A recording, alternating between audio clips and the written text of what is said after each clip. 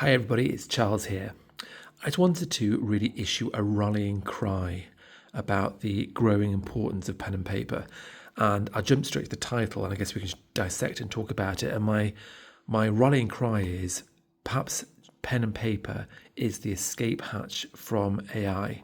And what I mean by that is I've had this realization in the last few weeks where I have, as well as pen and paper, when I'm working on my computer, I'm trying to make it as efficient as possible. So I am using AI wherever I possibly can, ChatGPT, Claude, all the usual suspects. And sure, it's good in certain things.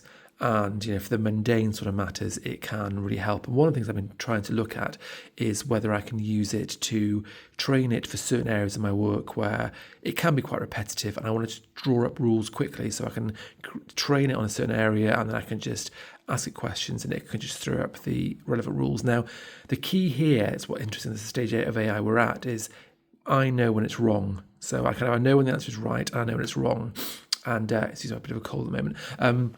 When I've been training on this particular part of AI, this particular area, it's come back and it said, right, here we go. I'm presenting this database, this new framework, this model.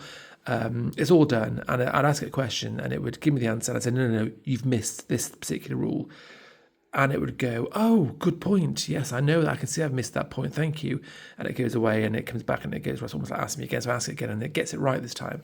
And I know it's stating the bleeding obvious, but I had this realization of here we are training our own demise and we are training it on our knowledge, on our insights, and it is going, thank you very much. I'll incorporate it not just for you, but across the board. I mean, I know it says it doesn't sort of, if you tick the right boxes, it's not going to train. It says it's not going to train the model, but how much do you believe that? I'm sure it will try and avoid sensitive things, but I'm guessing a lot of principles will go into training the actual models.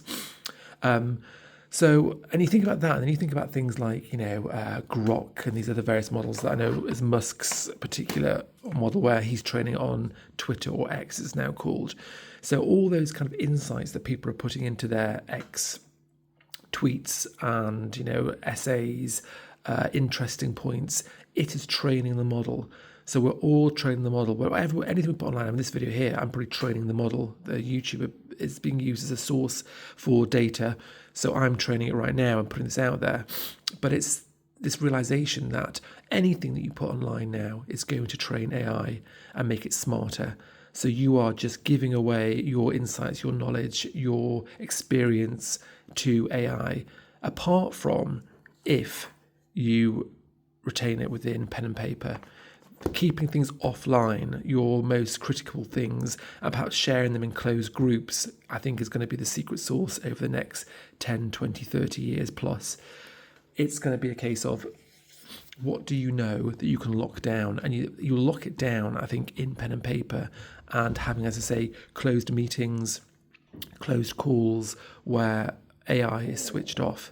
Because anything, as I say at the moment, that goes either into an AI model, obviously, in the most obvious case, or just goes online, is going to get mined for data and it's going to make the models smarter and smarter and smarter.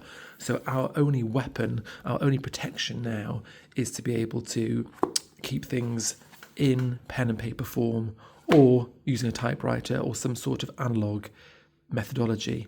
That is going to be, I think, the superpower moving forward. So welcome your thoughts on this. I mean, hopefully you're all still keeping as much as possible in pen and paper and writing, but I'd love your thoughts on this and how you're using it now and your thoughts on AI and Analogue and what the best route forward is for you, do you think, and we should all be thinking about going forward. That's all for now. Take care. Bye-bye.